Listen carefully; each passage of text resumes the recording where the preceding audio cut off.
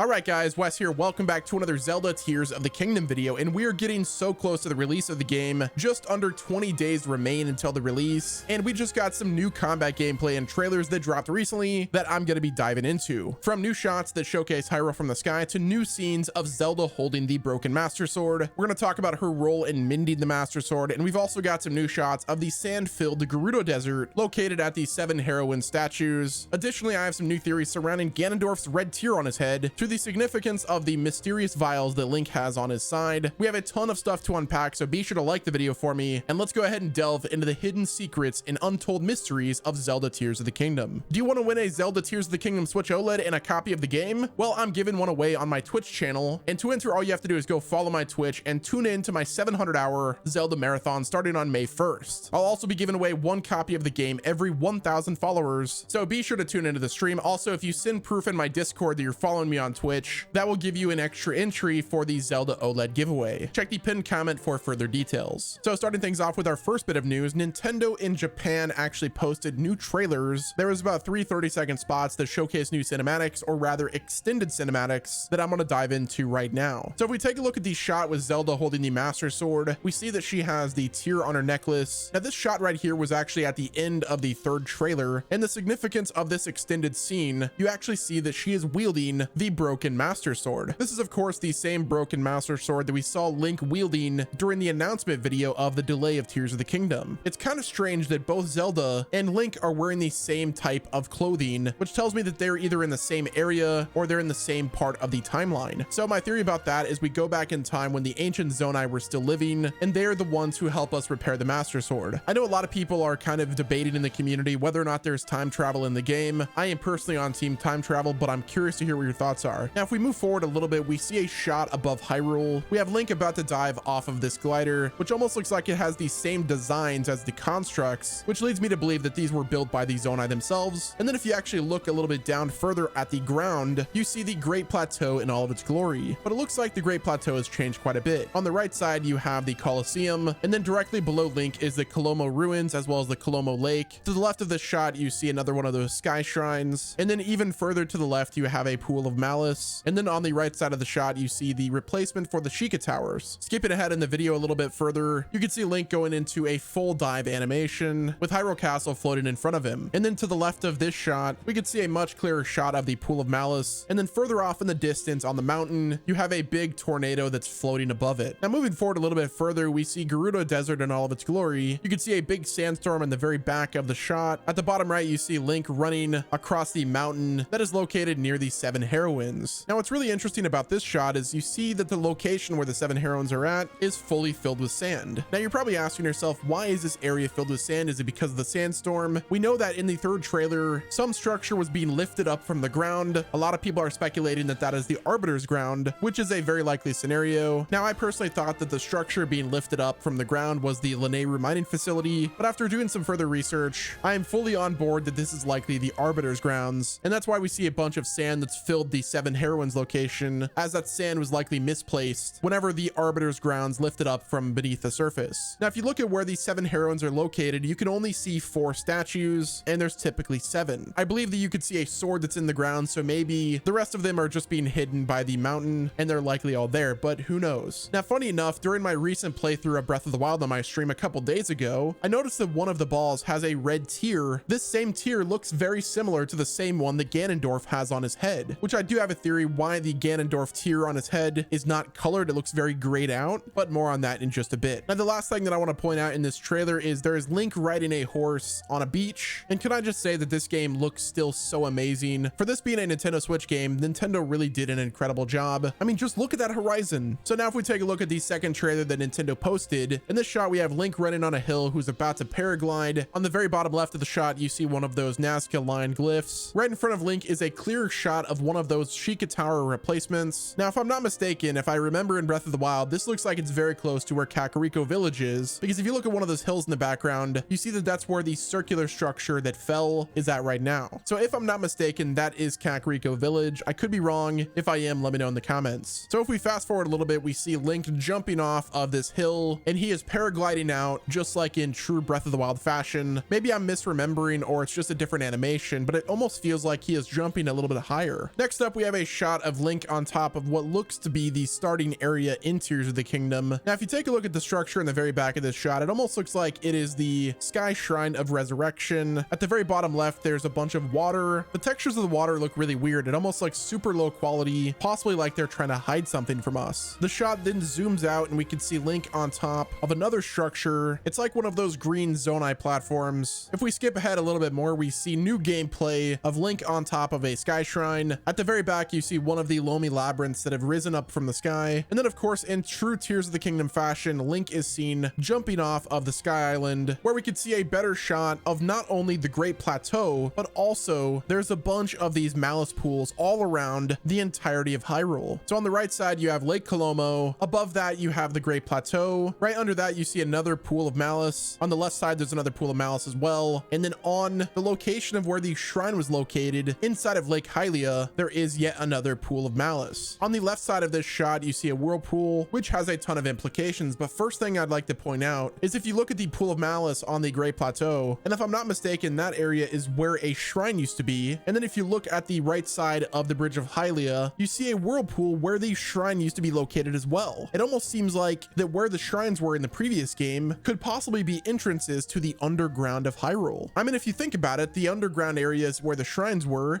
previously filled with something. So in this game, it only makes sense that rather than them be in the same location of where the shrine was, that they use that underground area as a new spot of where possibly an enemy camp is. If the area is already filled with Malice, it would totally make sense that we go in those and try to clear out all of the enemies. Now, this may or may not be the case. It just seems very curious that in two spots of where those pools of Malice were is also locations of previous shrines. Now, moving right along, let's go ahead and deep dive into some new gameplay footage that we just got that was uploaded by Nintendo. This is actual combat gameplay, and it all looks really amazing. So now if we start off with the very first shot in this gameplay, we have Link chopping down a tree with a fused weapon. It looks like he either took a stick or a bokoblin club and then either fused a stone or a piece of flint to create a makeshift axe. The next shot, we have Link on top of a sky island, and he's performing a stabby against a construct with a spear in his hand. Now, moving right along to our next shot, we see Link inside of what looks to be a bokoblin camp, and he is fighting a brand new enemy in Tears of the Kingdom that we've seen in past games called the boss bokoblin. It looks like he did one of those spinning slams and completely obliterated the boss bokoblin. He's using the same type of club that looks like it has either an antler or some type of horn that was fused to the top of it. Our next shot, we have another fused weapon, and he has a spear with a Hylian mushroom fused to it. Our next shot is Link attacking a bokoblin, and he is wielding what looks to be a rusty broadsword. We've got the bokoblin up close and personal with a horn on his head. For our next scene, we have Link that built a makeshift raft that has what looks to be lights on it, and then he's got a stick in his hand with a piece of wood attached to it that's acting like a korok leaf. Our next shot, we see Link with his green vials on his side. He's got a bokoblin horn that's fused to what I believe is a rusty broadsword, and then we get a really up close and personal look at the flying machine from all of the key art. In the background of this shot, you see the Death Star Sky Trial, and yes, I'm calling it the Death Star Sky Shrine or Trial because let's be honest, that's what it is. Next up, we have Link facing off against a moblin who looks like he's got a helmet on his head. In the background, we've got a foundation with even more pieces of wood that I'm sure Link will be able to fuse together to hopefully make new structures. Like I said, I'm still on team base building. Moving on to the next frame, we have Link facing off against a choo-choo jelly. Moving on, we have Link right next to a house shooting a bow and arrow. This same house design looks like it was very similar to the one we saw at Terrytown, as well as throughout the rest of Hyrule. Maybe we could use Ultra Hand with those blocks and create our own structures. Like I said, I really hope there's base building. And then for this shot, we have Link going up against a stone talus. And if I'm not mistaken, this looks like it's on Death Mountain, but this time the lava isn't there. And of course, the stone talus is not a magma stone talus. It's just a normal one. And then we have Link that has the Zonai cannon, which seems to be doing a number against the stone talus. Our next shot, we have apples that are confirmed in Tears of the Kingdom, which confirms, yes, an apple a day will indeed keep Ganondorf away. Next up, we have Link that did a spinning attack and created a campfire. So moving right along, we have a luminous stone, and Link is doing a ground pound move with a makeshift hammer that he built by using that same wooden club with a larger rock, possibly even a boulder. But it's not a boulder, it's a rock. Moving right along, I'd like to talk about a theory regarding Link's vials that he has that's attached to his waist. Now, the current theory from the community is that these vials are some type of magic ability that we get from the Zonai, but I think these are actually charges. If you take a look at the batteries that we use for the vehicle crafting, the same goo energy are located in these vials. So my theory is that these are zonai charges, and they're used for the abilities like Ultra Hand and Fuse. So you go around, you kill the constructs, you collect these zonai charges, and that's what allows you to use the ability like Ultra Hand and Fuse. Having a certain amount of charges that you can use for Fuse and Ultra Hand is, if I'm correct, it's their way of balancing those features. Next up, I'd like to talk about this character right here. Is it Demise? Is it Ganondorf? And I have a theory that I'd like to talk about. Well, in my opinion, and I could be wrong, but I don't believe this is Demise with the long hair, and it's rather Ganondorf that's currently being enraged, or rather fueled by the Blood Moon. Now, if you remember from Breath of the Wild, the Blood Moon in that game is what allows the spirits of the fallen enemies to return to life by the red glow, and it also enhances Ganon's power. Well, if you take a look at the artwork of Ganondorf, he has a tear on his head that doesn't look like it's charged up like the one on Zelda's necklace, as well as either Goddess Hylia or Zonai Zelda's necklace. So when we see the Blood Moon rise with the Ganondorf or Demise-like character in front of it, that right there is filling up the energy in his tear, which enables Ganondorf to transform to the Malice enraged form. Maybe the power that he's receiving from the Blood Moon is Demise's hatred at its very max, basically allowing him to go Super Saiyan mode, which is why he looks like Demise, but rather he is just Ganondorf with that tear that's fully filled with energy from the Blood Moon. So I'm picturing the final fight like this. Phase 1, we have the Ganondorf that's the human form, and then phase 2, he takes the power of the Blood Moon and he turns into the Malice enraged Demise looking guy, and that is the second phase of the fight. But yeah, guys, that is gonna wrap it up with this video. Let me know what your thoughts are in the comment section. Like the video, subscribe to the channel with your notifications turned on, and don't forget to enter my Zelda Switch OLED giveaway over on my Twitch channel. The full details are in the pinned comment. Thank you all for watching, guys. This has been Wes, and I'll talk to you in the next video.